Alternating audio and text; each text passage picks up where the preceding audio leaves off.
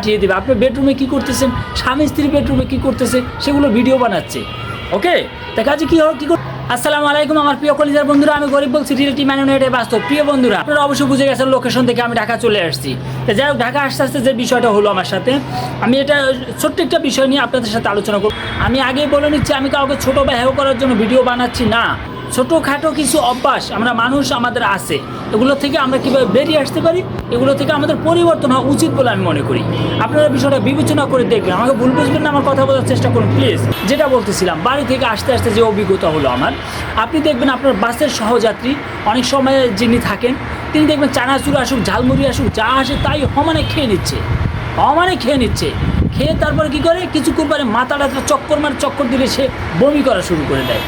এখন আমি বলবো কি ভাই, এই জায়গাটায় যে আপনি বাসে উঠলেন, খেয়ে উঠছেন, আপনি বাস থেকে আবার নামবেন, তখন খান। আপনি মনে রাখবেন, মানুষ চাইলে যেখানে সেখানে খাওয়া যায়, চাইলে যেখানে সেখানে ওয়াশরুমে যাওয়া যায় না।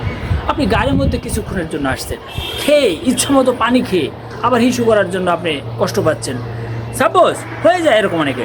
তা কাজে আমি কি করব, গাড়িতে ওঠার সময় পথে যখন আমি জার্নি করব তখন সতর্ক থাকবো, খাবার খাওয়ায় সতর্ক থাকবো। আমি জানি আমার এই ভিডিও যারা দেখছেন আপনারা অনেকেই বিষয়গুলো জানেন, ঠিক আছে, কিন্তু অনেকে জানে না, আমি তাদের জন্য ভিডিওটা বানাইছি। ওকে, যাই হোক, আলোচনায় যাই।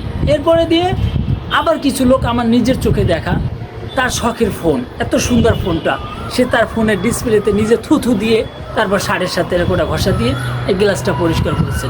এটা কী ভাই, এটা কোনো অভ্যাস হতে পারে মানুষের? এটা কোনো অভ্যাস হতে পারে? এখান থেকে পরিবর্তন হতে হবে। এরপর আরও কিছু মানুষ আছে দেখবেন যে আপনি এই কিছু একটা খাইছে, খায়া এই আঙুলটা দিয়ে মুখের মধ্যে এদিকে একটা গোটা মারে, এদিকে একটা গোটা মারে, এইদিকে একটা গোটা মারে, এইদিকে একটা গোটা মারে। আমরা ছোটোকালে কী করতাম, আমাদের বাবা মা কী শিখিয়েছে জানেন? মুখের মধ্যে কারো সামনে বসে আঙুল দেওয়া নিষেধ। চুপে যদিও দিতে হয়, চুপে তাও কেউ দেখবে না, এইভাবে কেমন। আবার কিছু লোক দেখবেন যে আপনি পাশে বসছে, সে খেয়ে আসছে, মানে দাঁত খোঁচাচ্ছে এদিক ওইদিক, নাকের মধ্যে আঙুল দিয়ে ঘুটিচ্ছে।